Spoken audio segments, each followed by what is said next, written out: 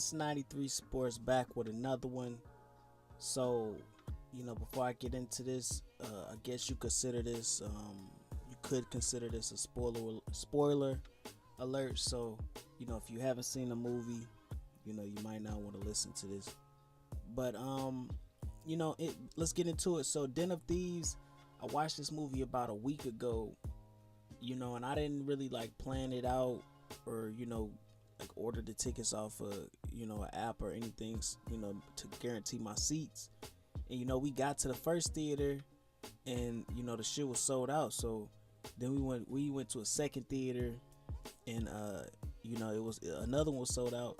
And then it was one all the way, I think it was like all the way in the city.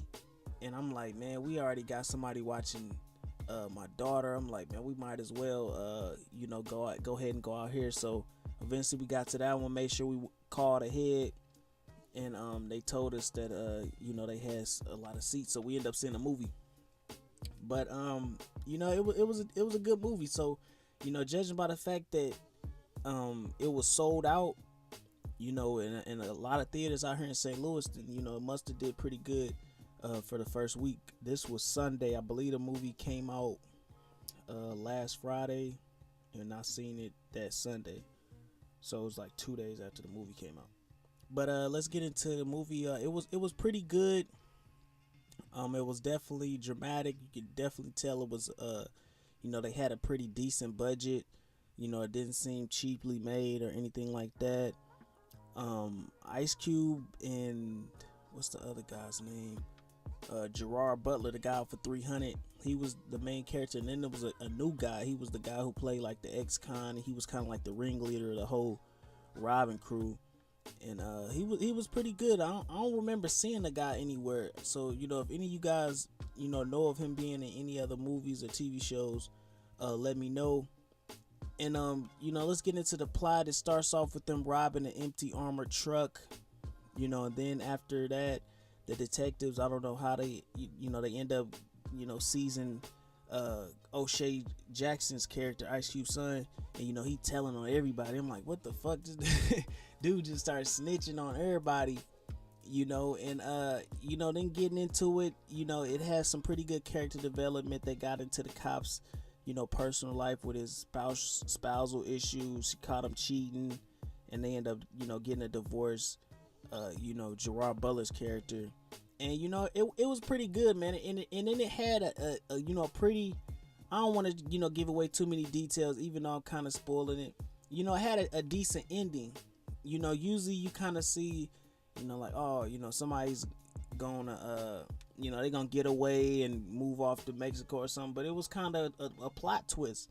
The guy who was telling on everybody, he was working with the police, and it was kind of like a cat and mouse game. You kind of wonder the whole movie, you like, damn, is this motherfucker, are they gonna figure out he a rat before the police can catch him or whatever? And then he end up being like, he double crossed Ice Cube's son's character. He ended up double crossing everybody and getting away with the money.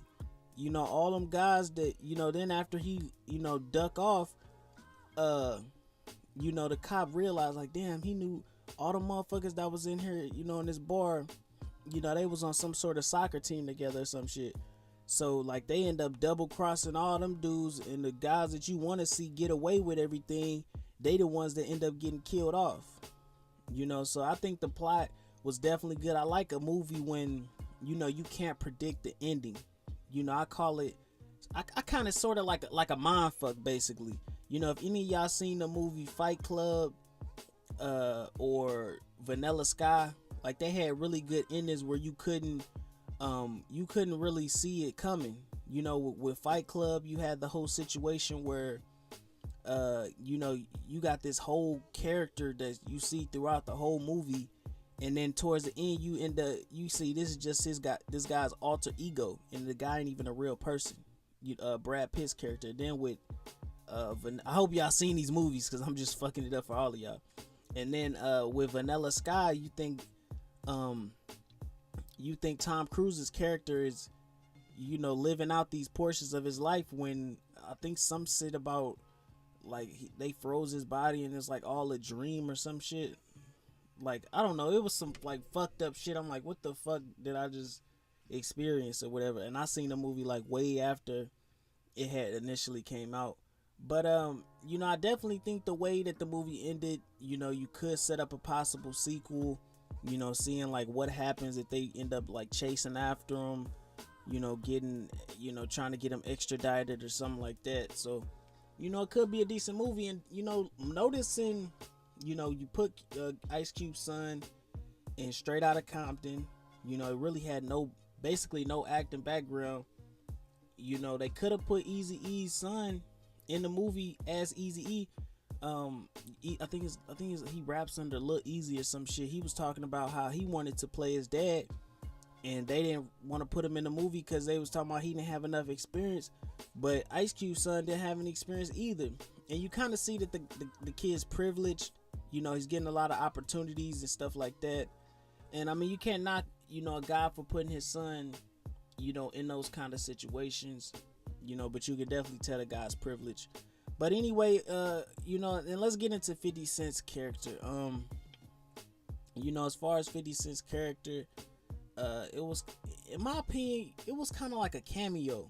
You know, some people might disagree with me, but I think 50 Cent's role was more, it was almost like a cameo. Like he, you know, he was like a supporting, you know, role member or whatever, you know, the muscle guy, stuff like that. But, you know, you really haven't been able to see 50 Cent get to play out of his element. Like, I know he had roles where he got to play out of his element, you know, the whole situation where he was a football player and he got cancer and all that stuff, he lose all his weight.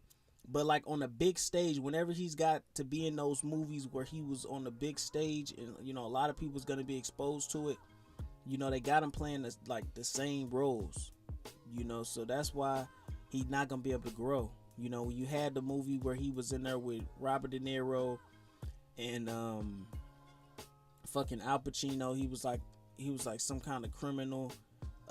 What's another movie he was on a big stage? You know, had to Get Rich or Die Trying, which was a good performance, but he was playing himself, you know, criminal. And it was a couple other movies, I believe, where he was on the big stage, but it was all like the same role. So I definitely would like to see him, you know, get seen in a different light on the big stage. You know, I know he's been in like a lot of low budget movies where he, you know, got to play, expand his, you know, you know, get to see him in a different light or whatever, you know, him playing different kind of roles, but we haven't seen him on the main stage. And you know, as far as, you know, comparing this movie, you know, to other movies, it kind of, you know, reminds you of Set It Off. You know, with Set It Off, they was, you know, they had the big climax scene at the end where they, you know, getting in shootouts and running off, and you know, one of them gets away, and that was, you know, that was a different situation because she, you know, turn on nobody to get away. She just ended up being the one that got away. Kind of reminds you of Takers a little bit. I don't remember if any of them guys got away. I want to say they all got killed off, but I can't remember.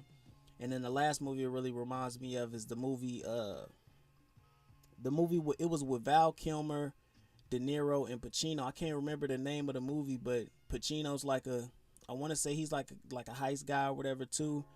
And then he was gonna get away, but he ended up wanting to go back to kill some dude he thought snitched on him, and then he ended up getting killed off by Pacino's character. But you know, that's my thoughts on the movie.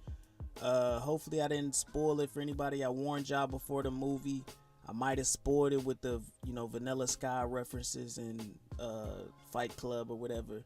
So hopefully I ain't spoiled those two movies for y'all. But anyway, this is Sense 93 Sports. Make sure you like, comment, and subscribe, and hit that bell icon to be notified when all my latest content drops. And I'm out.